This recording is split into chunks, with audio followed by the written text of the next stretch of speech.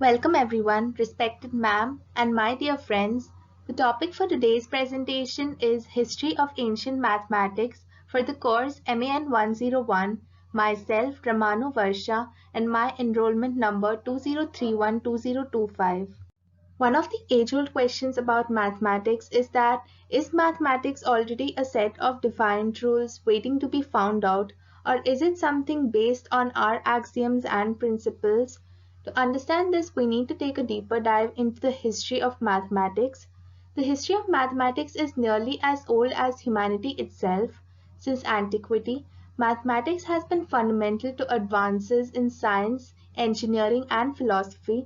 It has evolved from simple counting, measurement, and calculation, and the systematic study of the shapes and motions of physical objects through the application of abstraction, imagination, and logic to the broad, complex, and often abstract discipline we know today.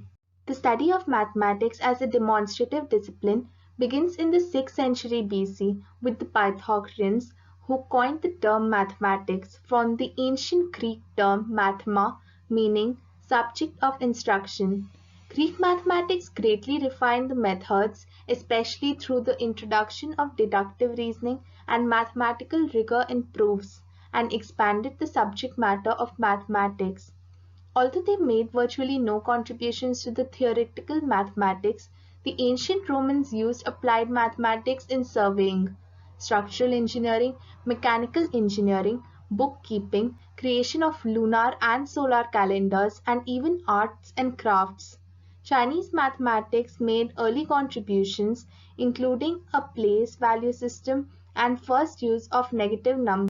The Hindu-Arabic numeral system and the rules for the use of its operations in use throughout the world today evolved over the course of the first millennium AD in India and were transmitted to the Western world via Islamic mathematics through the works of Muhammad ibn Musa al-Khwarizmi. Islamic mathematics in turn developed and expanded the mathematics known to these civilizations. Contemporaneous with but independent of these traditions were the mathematics developed by the Maya civilization of Mexico and Central America, where the concept of zero was given as a standard symbol in Maya numerals. Hence, the timeline of the history of mathematics can be summarized as follows. It all started in 3000 BC with the Egyptians and Babylonians. Next, it was carried on by the Chinese from 1030 BC, then the Greeks 600 BC, then come into role the Hindus around 200 BC, who play an extremely pivotal role in shaping modern mathematics.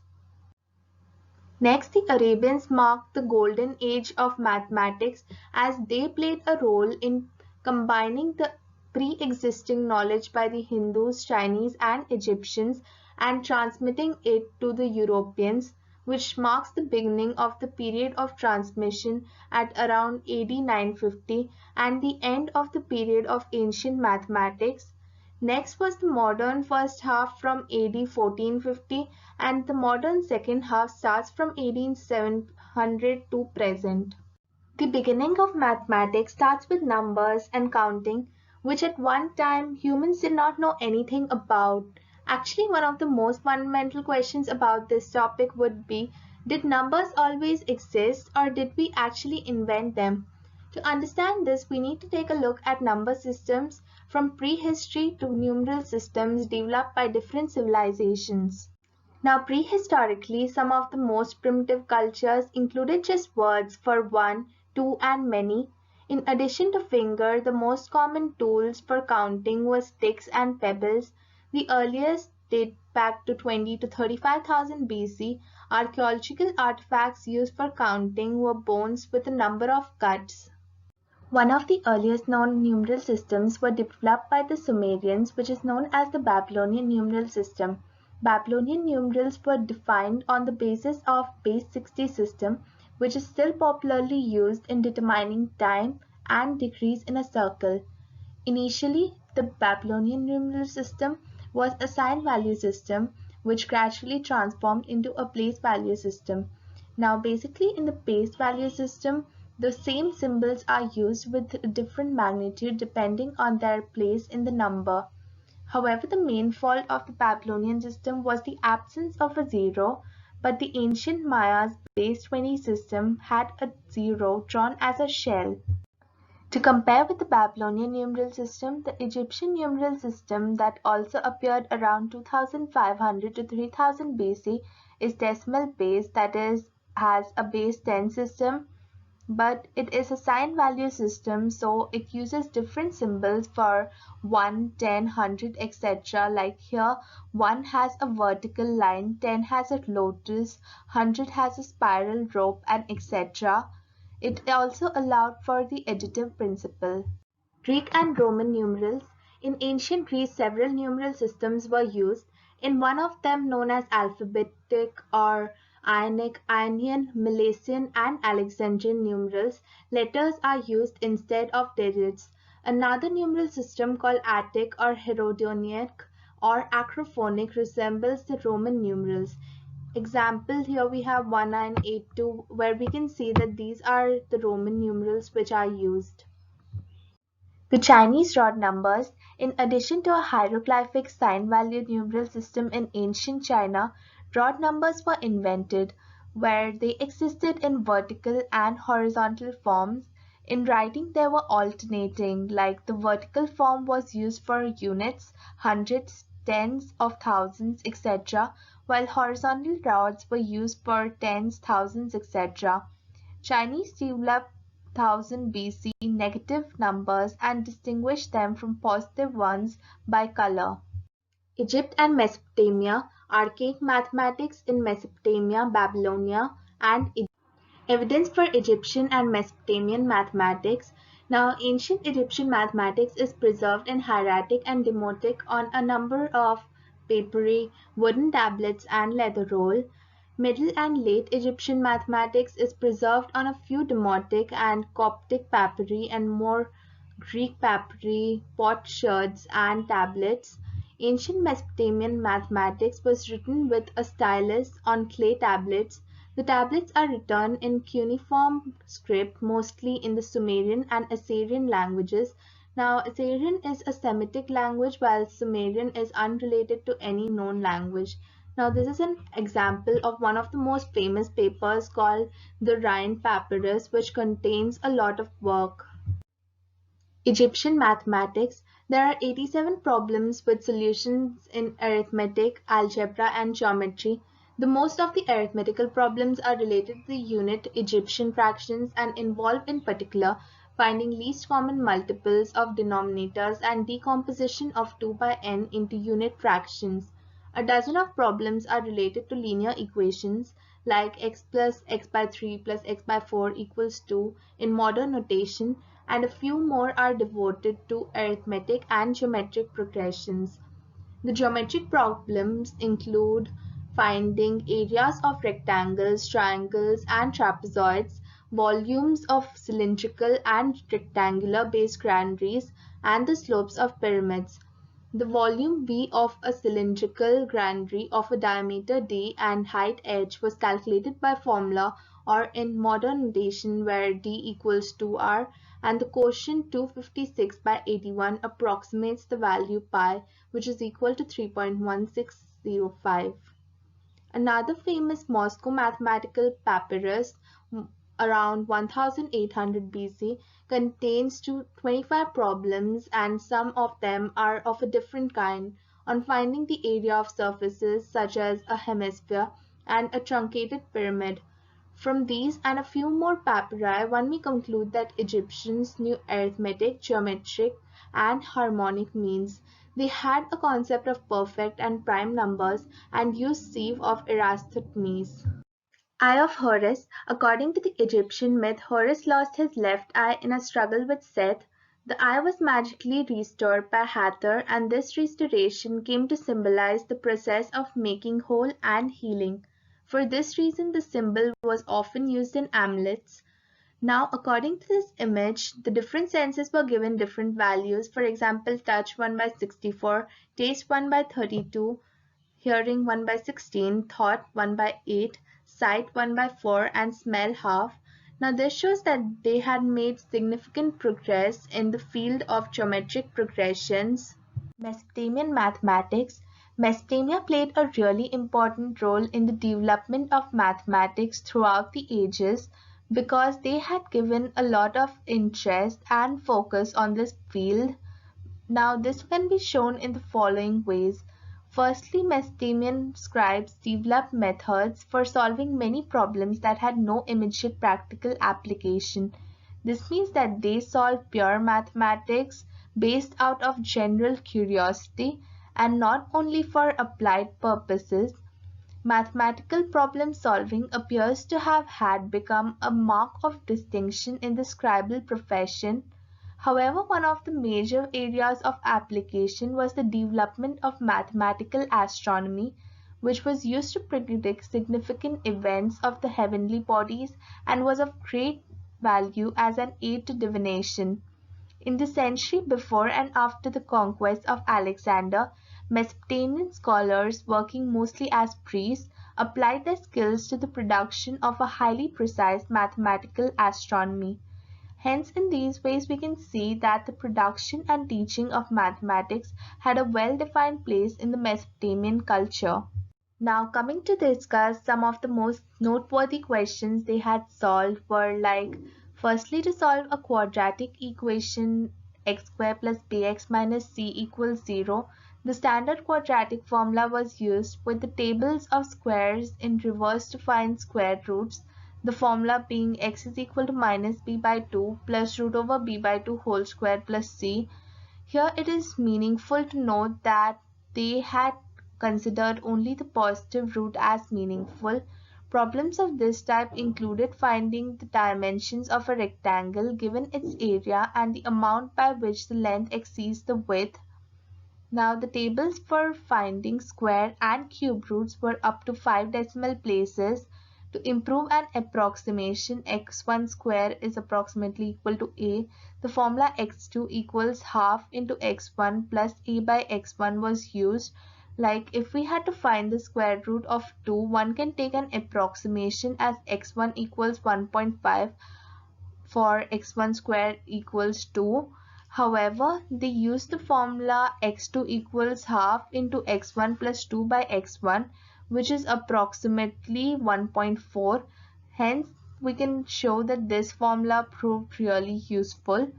Other tables did exist to solve a system x plus y equals p, xy equals q, that is equivalent to x square minus px plus q equals 0. Tables of values of n cube plus n square were used to solve certain cubic equations like ax cube plus bx square equals c. Multiplying the equation by a square and dividing by b cube and letting y is equal to ax by b, we obtain this equation where y can now be found from the table. Hindu and Arabic mathematics.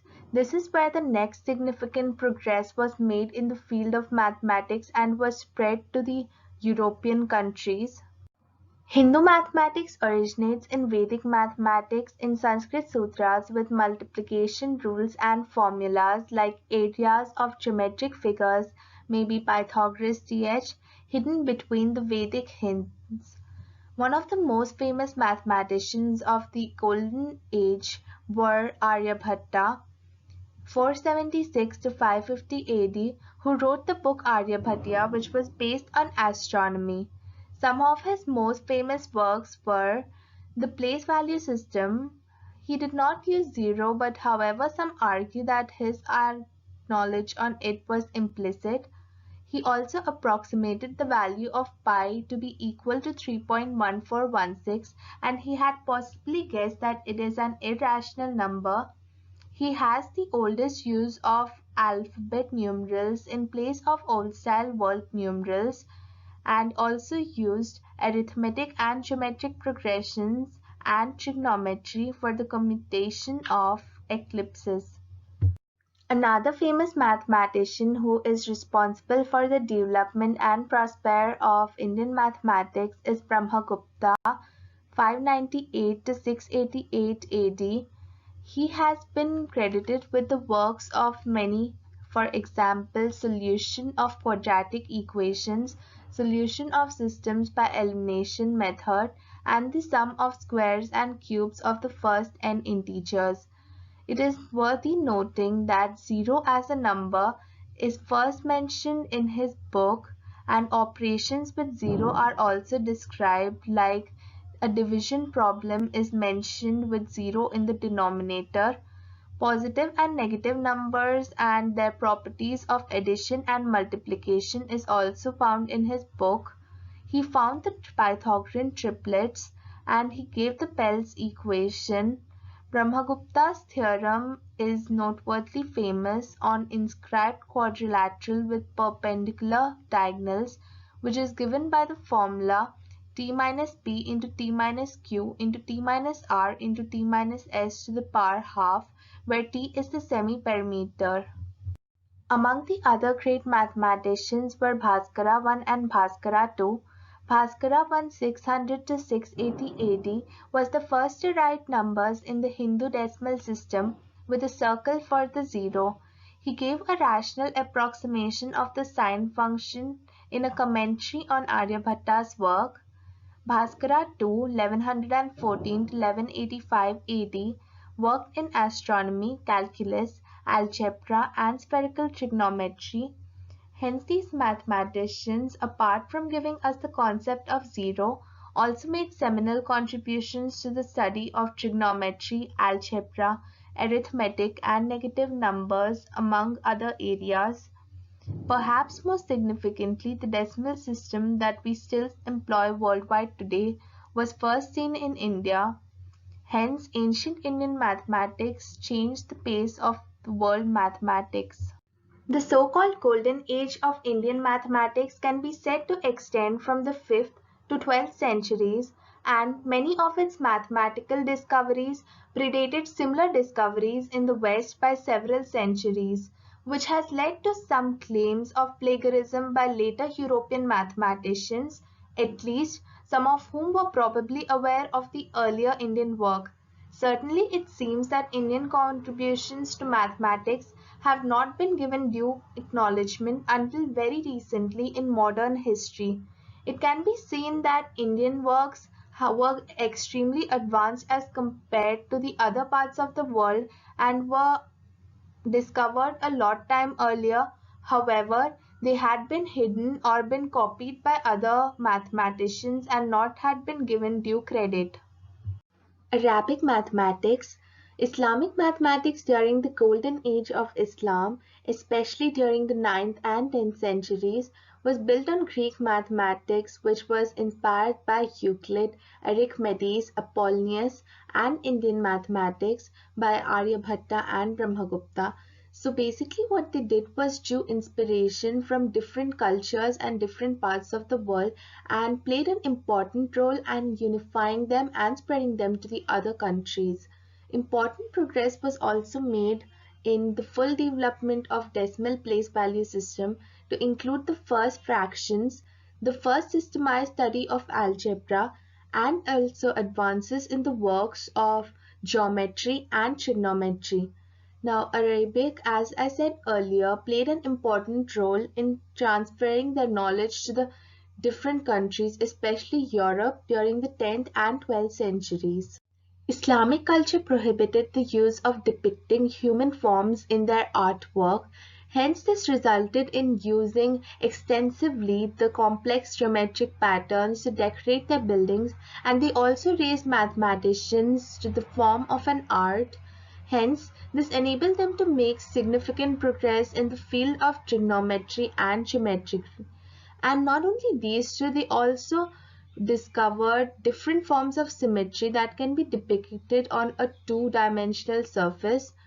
And the Quran also promoted the use of mathematics. The Quran itself encouraged the accumulation of knowledge, and golden age of Islamic science and mathematics flourished throughout the medieval period from the 9th to 15th centuries. Another great institution towards this purpose was the House of Wisdom, which was set up in Baghdad around 810 AD, and work started almost immediately on translating the major Greek and Indian mathematical and astronomy works into Arabic, which were later transmitted to different parts of the world. Perhaps one of the most significant advances made by Arabic mathematics began at this time with the works of Muhammad ibn Musa al-Khwarizmi, namely the beginnings of algebra. Now, al-Khwarizmi, 780 to 850 AD, was the father of algebra, who was a Persian mathematician, astronomer, and geographer during the Abbasid Caliphate, a scholar in the House of Wisdom in Baghdad. Now, how did he derive the term algebra? His systematic approach in solving linear and quadratic equations led to algebra. This word was derived from his title of the book, the Compendious Book on Calculation by Completion and Balancing, which was written in 830 AD. Another important book he wrote was on the calculation with Hindu numerals about 825 AD, which was principally responsible for spreading the Hindu-Arabic numeral system throughout the Middle East and Europe. It was translated into Latin as Algorithmi de Numero Indorum. Al-Khwarizmi, rendered as Latin algorithmi, led to the term algorithm. Hence we can see how this book played such an important role in transmission of the already existing knowledge and unifying it with the Arabic knowledge and spreading it throughout the entire world. He also assisted a project to determine the circumference of Earth in making a world map. One of the greatest mathematicians of the golden age of Islam was Muhammad al-Kharki. Al-Kharki, 953 to 1029 AD, was a mathematician and engineer working at Baghdad. He is primarily credited for being able to separate algebra from geometry. His works on algebra and polynomials gave the rules for arithmetic operations for addition, subtraction, and multiplying polynomials, though he was restricted only to the division of polynomials by monomials.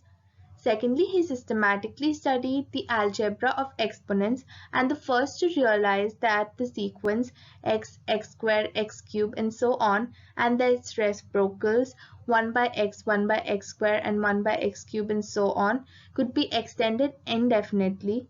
He was also the first to write on the binomial theorem and Pascal's triangle.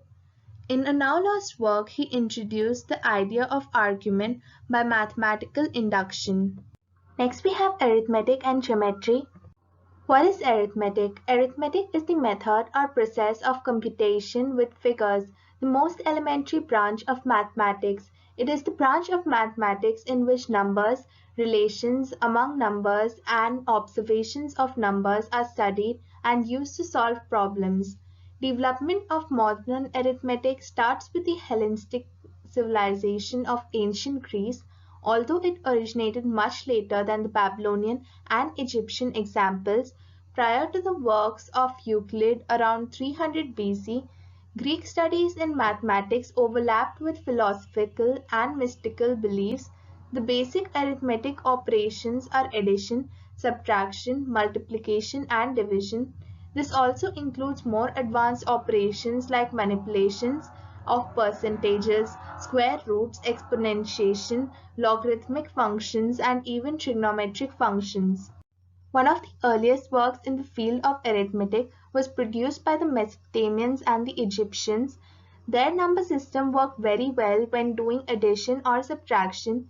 The numbers were grouped together in no particular order and the operation was performed. In one such example from the Rhind Papyrus, which is one of their most famous paper works, addition and subtraction signs were represented through figures which represent the legs of a person advancing for addition and departing for subtraction. This shows that they used applied mathematics a lot. When it came time to multiply, it is when the Egyptians faced problems with their system. They overcame this by devising a very ingenious solution. Instead of multiplying, the Egyptians would simply double one of the numbers and add numbers which were being doubled to equal the other portion of the problem. Indian arithmetic. Most of the standard results in basic arithmetic are of Indian origin. This includes neat, systematic and straightforward techniques of the fundamental arithmetic operations addition, subtraction, multiplication, division, taking squares and cubes, and extracting square and cube roots. The rules of operations with fractions and surds, various rules on ratio and proportion like the rule of three, and several commercial and related problems like interest and expenditure, profit and loss, simple and compound interest, discount, partnership, computations of the average impurities of gold, speeds and distances, and the mixture and cistern problems similar to those found in modern texts.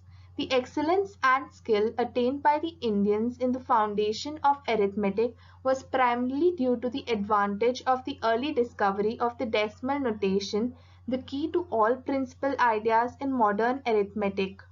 Geometry. Geometry is the branch of mathematics concerned with the shape of individual objects, spatial relationships among various objects, and the properties of surrounding space. It is one of the oldest branches of mathematics, having arisen in response to such practical problems as those found in surveying, and its name is derived from Greek words meaning earth measurement.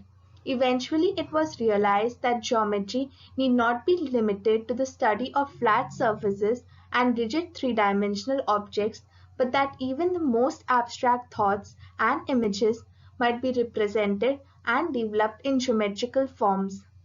Geometry's ancient origin goes back to approximately 3000 BC in ancient Egypt. Ancient Egyptians used an early stage of geometry in several ways, including the surveying of land, construction of pyramids, and astronomy.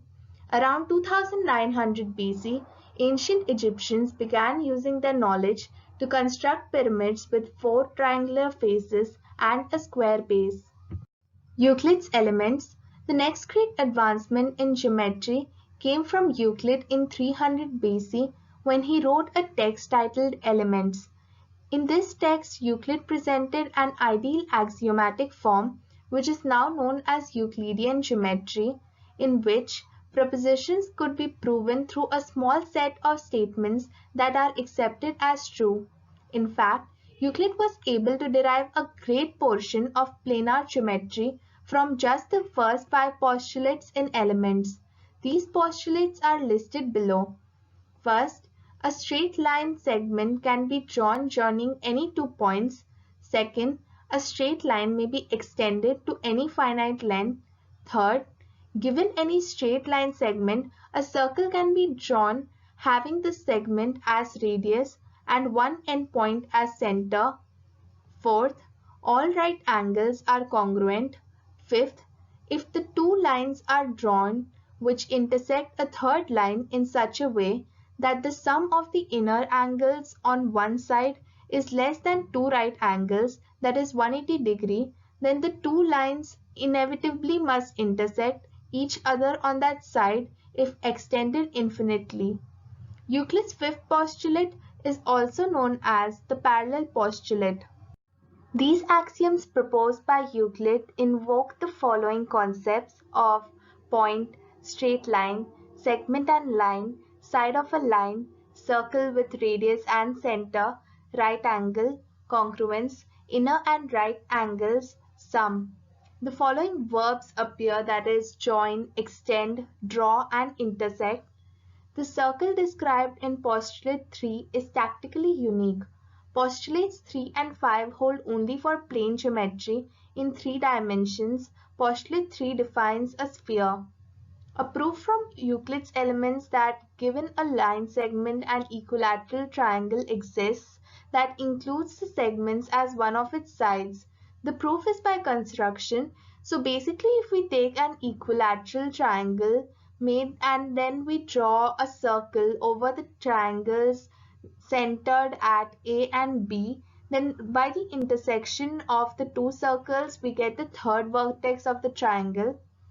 Postulate 5 leads to the same geometry as the following statement known as Playfair's axiom, which also holds only in the plane. Through a point not on a given straight line, One and only one line can be drawn that never meets the line given again. In total, Euclidean geometry consisted of 23 postulates, which was carried on till a long time until the next great advancements came in the field of geometry, which was firstly by René Descartes' coordinate geometry. The next tremendous advancement in the field of geometry occurred in the 17th century when René Descartes discovered coordinate geometry. Coordinates and equations could be used in this type of geometry in order to illustrate proofs. The creation of coordinate geometry opened the doors to the development of calculus and physics. The development of non-Euclidean geometry. In the 19th century, Carl Friedrich Gauss, Nikolai Lobachevsky, and Jonas Bolyai formally discovered non-Euclidean geometry. In this kind of geometry, four of the Euclid's first five postulates remained consistent, but the idea that parallel lines did not meet did not stay true. This idea is a driving force behind elliptical geometry and hyperbolic geometry. Next, we have the invention of zero and negative numbers. Nothing lies at the heart of science, engineering, and mathematics as zero does. Hence, it's really interesting to understand exactly why zero was invented and who invented zero. The first known record of zero appeared in Mesopotamia around 3 BC. Later, the Mayans also invented it independently around 4 AD. It was later devised in India in the mid-5th century, where it was actually used as a symbol with its mathematical brilliance. Spread to Cambodia near the end of the 7th century and later into China and the Islamic countries at the end of the 8th. Zero reached the Western Europe in the 12th century through the Arabic merchants who brought the zero they found in India to the West. After many adventures and much opposition, the symbol we use was accepted and the concept flourished, as zero took on much more than a positional meaning. Since then, it has played a vital role in mathematizing the entire world. Zero as a concept has always been around since ancient times, popping up in Babylonian and Mayan inscriptions around 3 to 4 BC, when it was used to calculate the passage of seasons. However, it took 2 millennia for zero, with all its mathematical brilliance and purpose, to be accepted as a proper number, and this happened in India. Why India was the perfect setting for the development of zero? To understand this, we need to take a dive into their culture, where they believed in nirvana, a state of nothingness where all your worries and desires go away. So they thought, why not have a symbol for nothing? That symbol was called shunya, a word still used today to mean both nothing as a concept and zero as a number. Hence, this is the origin of zero. Later, the concept and understanding of zero as a digit was first given by Aryabhatta in his place value system, because the counting system of digits is not possible without the place value system or zero. Also, calculation performed by Aryabhatta on square and cubic roots cannot be done if the numbers are not arranged in accordance with the place value system or zero. Hence, this concept of zero is considered to be one of the best and greatest achievements of Indian mathematics. Now the rules for using zero as a digit was first introduced in Brahmasputra Siddhanta by Brahmagupta, whereas in some stances his rules differ from the modern rules, one being on dividing 0 by 0, the result yields 0. The invention of zero in India gave rise to the invention of negative numbers. Although the first set of rules for dealing with negative numbers was stated in the 7th century by the Indian mathematician Brahmagupta, it was not until the 19th century when British mathematicians like De Morgan, Peacock, and others began to investigate the laws of arithmetic in terms of logical definitions that the problem of negative numbers was finally sorted out. However, in 200 BCE, the Chinese number rod system represented positive numbers in red and negative numbers in black, as we can see in this image here. In India, negative numbers did not appear until about 620 CE in the work of Brahmagupta, who used the ideas of fortunes and debts for positive and negative numbers. Next is the development of algebra. One of the earliest known properly defined works in the field of algebra was by the Sumerians and Mesopotamians. The history of algebra began in ancient Egypt and Babylon. They were able to solve linear equations like ax equals b and quadratic equations ax squared plus bx equals c, as well as indeterminate equations such as x squared plus y squared equals z squared with several unknowns. In the 9th century BC, the mathematician Musa al-Khwarizmi wrote one of the first Arabic algebra books, a systematic representation of the fundamental theory of equations. This is one of the most fundamental books in the field of algebra, and hence Musa al-Khwarizmi came to be known as the father of algebra. At the end of the 9th century, the Egyptian mathematician Abu Kalim demonstrated the fundamental laws and identities of algebra and solved problems that meet x plus y plus z equals 10, x square plus y square equals z square, and x into z equals y square. At the end of the 13th century, the Italian mathematician Leonardo Fibonacci managed to find a close approximation to the solution of cubic equation x cubed plus 2x squared plus cx plus d. Roots of equations. So what do we fundamentally understand by root? Root in mathematics is a solution to an equation usually expressed as a number or an algebraic formula.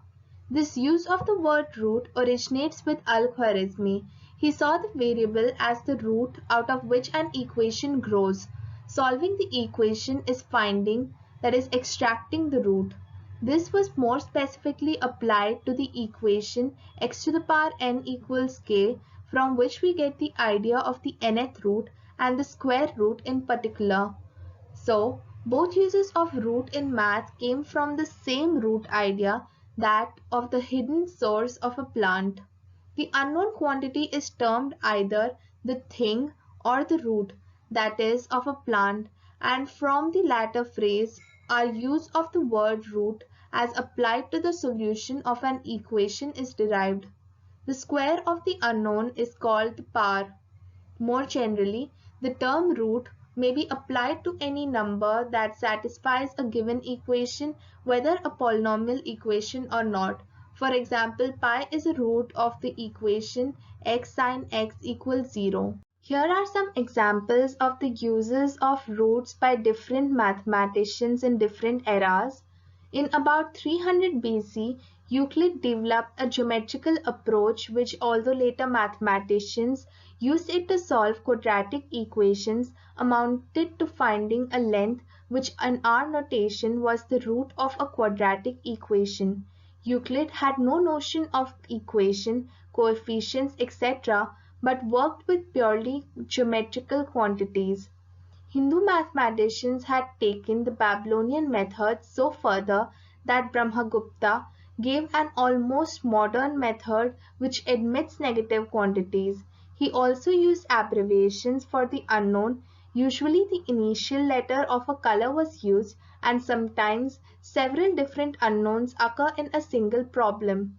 By medieval times, Islamic mathematicians were able to discuss the importance of the unknown variable x. They were able to multiply, divide, and find the roots of polynomials, and they started to put together binomial theorems. The Persian mathematician Omar Khayyam showed how to find the roots of cubic equations through line segments of intersected conic sections, but was unable to come up with an equation for cubic polynomials. Hence, these rough ideas of the different concepts of roots helped us build the concept of the final system of roots we have today. These are the sources from which I researched for my presentation. Before concluding my presentation, I would like to express my special thanks of gratitude to my teacher, Professor Pratibha, who gave me the golden opportunity to do this wonderful project on the topic History of Mathematics. This project helped me in doing a lot of research, and I came to know about so many new things for which I am really thankful to her. Secondly, I would also like to thank my parents and friends who helped me a lot in finalizing this project within the limited time frame. Thank you.